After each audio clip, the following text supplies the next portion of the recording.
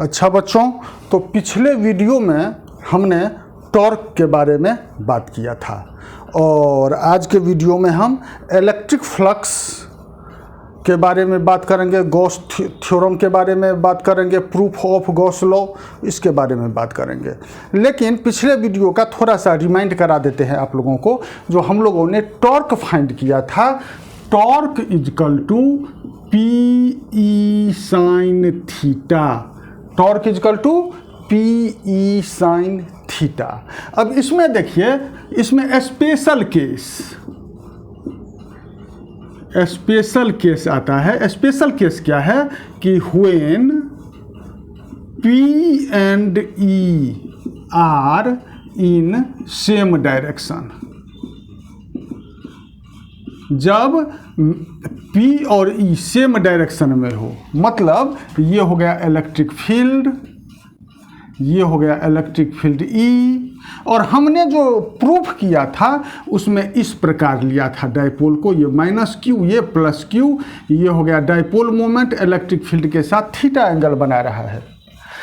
अब ये केस जो है, इसमें सपोज कीजिए जो इस प्रकार नहीं है, मान लीजिए जब डाइपोल इस प्रकार हो, ये माइनस क्यू, ये प्लस क्यू, ये डाइपोल मोमेंट दोनों सेम डायरेक्शन में हो, तब क्या होगा, तब theta is equal to 0 degree and theta is equal to 0 degree, तो torque equal to P E sine 0। और साइन 0 का वैल्यू कितना, 0, साइन 0 इजकल टू 0, तो टॉर्क इजकल टू 0 से पी ई को मल्टीप्लाई कीजिएगा, 0 हो गया। In this case dipole is said to be in a stable equilibrium. This is the case of a stable equilibrium.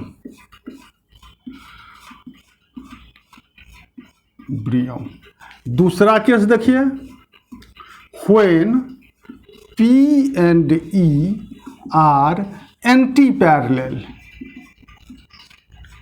Anti parallel means theta is equal to 180 degree, मतलब ये हो गया, इधर हो गया प्लस क्यू और इधर हो गया माइनस क्यू। डाइपोल मोमेंट का डायरेक्शन अब ये नहीं होकर के ये हो जाएगा डाइपोल मोमेंट का डायरेक्शन, इलेक्ट्रिक फील्ड का डायरेक्शन ये, डाइपोल मोमेंट का डायरेक्शन ये, negative charge to positive charge.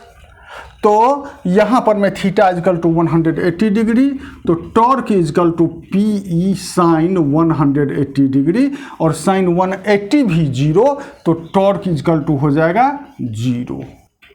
तो यहाँ पर में भी टॉर्क 0, यहाँ पर में भी टॉर्क 0। देखिए, लेकिन दोनों में अंतर क्या है, यहाँ पर में ये है स्टेबल इक्विलिब्रियम और this is the case of unstable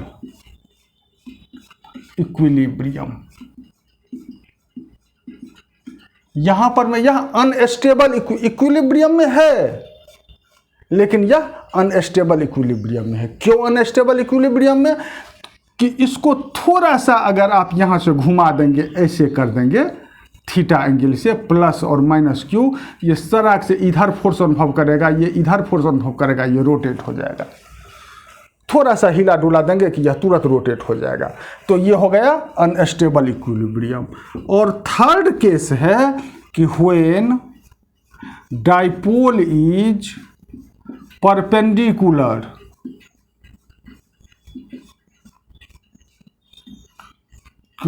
to electric field.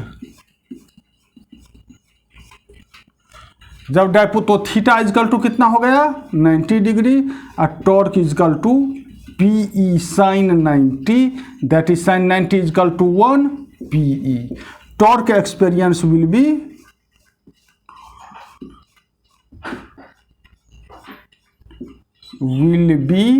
Maximum, क्योंकि साइन थीटा का मैक्सिमम मान 1 होता है और साइन थीटा का मैक्सिमम मान 1 है, तो यहाँ पर में साइन थीटा का वैल्यू 1 आया, तो इस केस में टॉर्क एक्सपीरियंस क्या होगा, मैक्सिमम होगा। Torque experience will be maximum in this case. तो आपके ऑब्जेक्टिव के लिए ये 3 क्वेश्चन बहुत ही महत्वपूर्ण है। CBSE बोर्ड में भी 1 मार्क्स के लिए यह तीनों बहुत ही इम्पोर्टेंट है, स्टेबल इक्विलिब्रियम, अनस्टेबल इक्विलिब्रियम और तीसरा torque experience maximum. When theta is 0 degree means dipole moment and electric field both are in same direction, stable equilibrium. When electric field and dipole moment are anti-parallel in opposite direction to each other, unstable equilibrium. And when they are perpendicular, in that case force experience torque experienced will be maximum. ये 3 case. अब आइए अब हम लोग electric flux के बारे में बात करें। तो इलेक्ट्रिक फ्लक्स होता क्या है? Electric flux number of electric field lines passing normally through any surface is called electric flux through that surface। अब देखिए क्या होता है इलेक्ट्रिक फील्ड लाइंस। किसी भी सरफेस पर जितना electric field lines perpendicularly, normally means perpendicularly pass कर रहा है, उसको हम लोग कहते हैं इलेक्ट्रिक फ्लक्स। लेकिन electric field lines are imaginary, तो उसको गिनने के लिए कौन जाएगा? तो अब देखिए numerically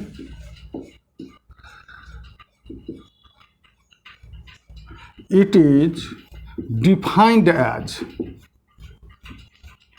the product of electric field and component of area vector in the direction of electric field.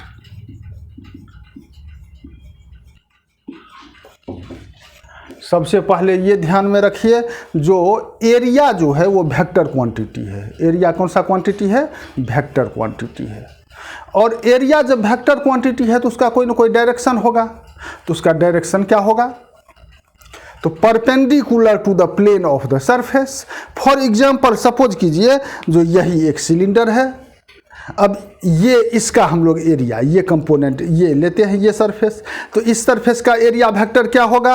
Area vector का डायरेक्शन, तो इसके ऊपर परपेंडिकुलर ऐसे।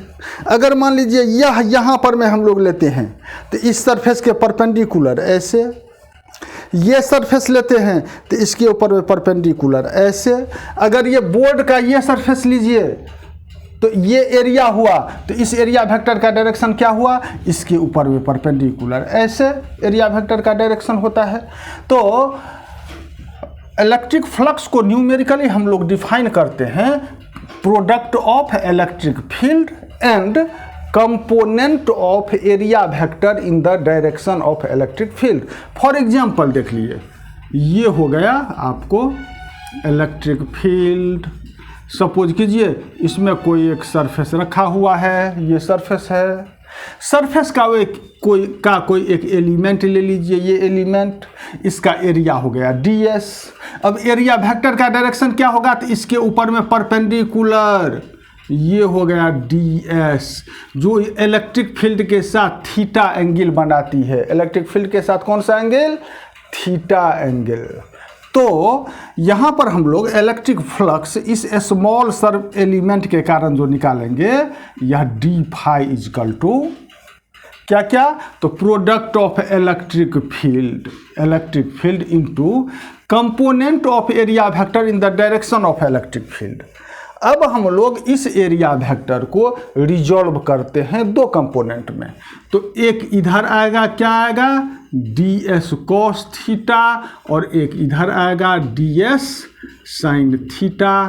जो आप लोग 11th में वेक्टर चैप्टर में रिजोल्यूशन ऑफ वेक्टर पढ़े होंगे, उसके मुताबिक जिस एक्सिस के साथ थीटा एंगल बनाती है उसके साथ कॉस थीटा कंपोनेंट, तो ये ds कॉस थीटा और इसके साथ ds साइन थीटा।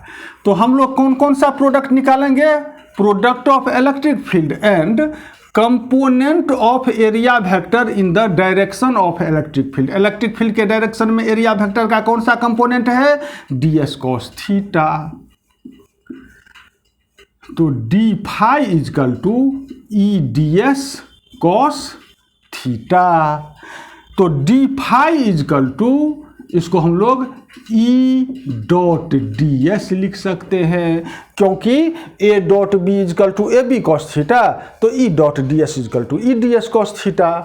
अब टोटल फ्लक्स, टोटल मतलब पूरा इस सरफेस से कितना फ्लक्स जा रहा है, तो इसके लिए हम लोग क्या करेंगे? इसको इंटीग्रेट करेंगे। d phi is equal to integration E dot ds, और यहाँ पर में एक ये इसको दे देते हैं, मतलब ये होता है होल सरफेस इंटीग्रल, पूरे सरफेस का इंटीग्रेशन लेंगे, whole surface integral of E dot ds। तो d फाई का integration phi is equal to integration E dot ds। यही हमारा हो गया इलेक्ट्रिक फ्लक्स का formula, phi is equal to E dot ds। ठीक है, चलिए अब गॉस थ्योरम।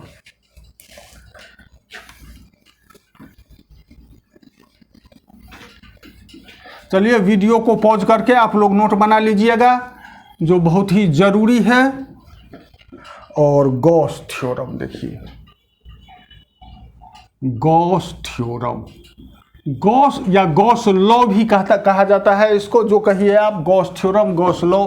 गॉस लॉ कहता है कि total electric flux through any closed surface is equal to 1/ε0 times of charge enclosed by the surface, enclosed by the surface। कौन enclosed by the, सीधे surface नहीं कहिए, क्लोज्ड सरफेस, मतलब कोई closed surface है, उसके अंदर में जो चार्ज है, तो उसके कारण electric flux phi is equal to होगा Q अपॉन एप्सिलॉन नोट। अगर Q चार्ज एनक्लोज्ड है तो Q 1/ε0 times of charge enclosed, तो 1/ε0 into Q, that is Q upon epsilon naught. अब आपको बहुत सारा ऐसा केस मिलेगा जहां पर चार्ज तो रहेगा लेकिन सरफेस इनक्लोज्ड नहीं रहेगा, तो वहाँ पर आपको क्या करना पड़ेगा? सरफेस को इनक्लोज करना पड़ेगा, इमेजिनरी उसको इनक्लोज कीजिए। तो हम लोग या वहाँ पर में इसको कहते हैं Gaussian surface, Gaussian surface draw करते हैं हम लोग। तो गॉसियन सरफेस क्या होता है? The imaginary surface, the imaginary surface around a charge such that electric field at each and every point is constant, is called Gaussian surface।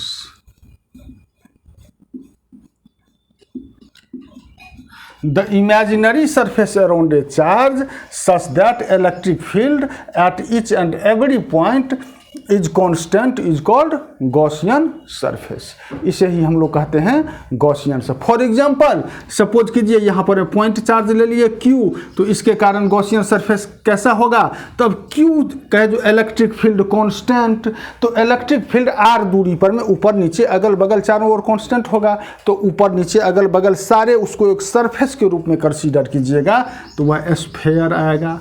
जितना concentric sphere होगा वो सभी हो जाएगा गॉसियन सरफेस। सपोज कीजिए यह एक लाइन चार्ज है, यह एक लाइन चार्ज है। अब लाइन चार्ज है तो इसके कारण जो गॉसियन सरफेस होगा, ये देखिए चारों ओर R दूरी पर में जो हम लोगों को सरफेस बनाएंगे जो सिलिंड्रिकल होगा।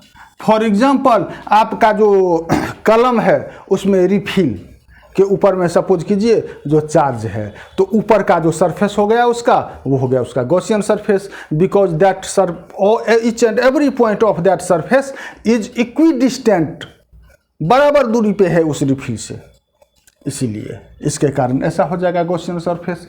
तो हम लोग ये गॉसियन सरफेस बनाएंगे। अब आइए प्रूफ ऑफ गॉस थ्योरम देखते हैं। प्रूफ ऑफ गॉस थ्योरम,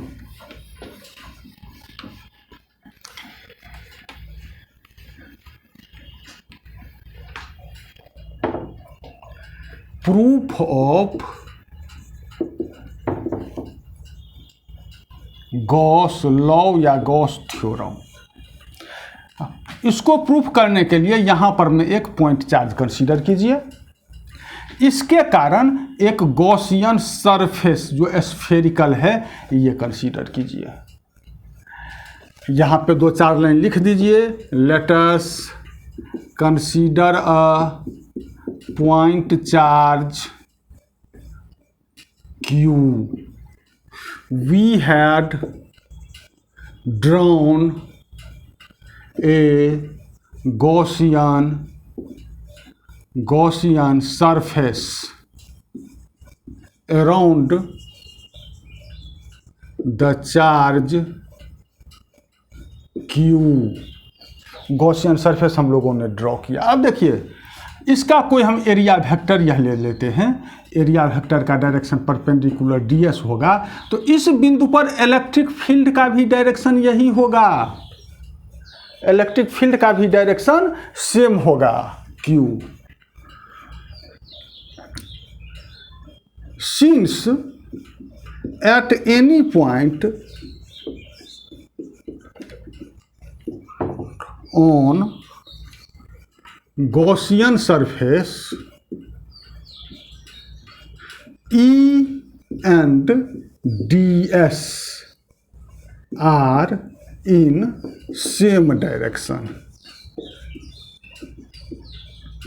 देखिए किसी भी बिंदु पर आप इसी बिंदु पर में लीजिए ये ds इधर, तो इलेक्ट्रिक फील्ड इस बिंदु पर क्या होगा, यह भी इधर ही होगा इलेक्ट्रिक फील्ड किसी भी बिंदु पर में। So theta between E and ds is 0 degree. एक ही डायरेक्शन में है इसीलिए एंगल कितना हो जाएगा 0 डिग्री। तो हम लोग फ्लक्स का जो जानते हैं formula, flux is equal to integration E dot ds, तो is equal to integration E ds cos theta, और थीटा इजकल टू 0 डिग्री है, तो integration E ds cos 0। Cos 0 का मान कितना 1, तो इजकल टू हो गया इंटीग्रेशन E ds।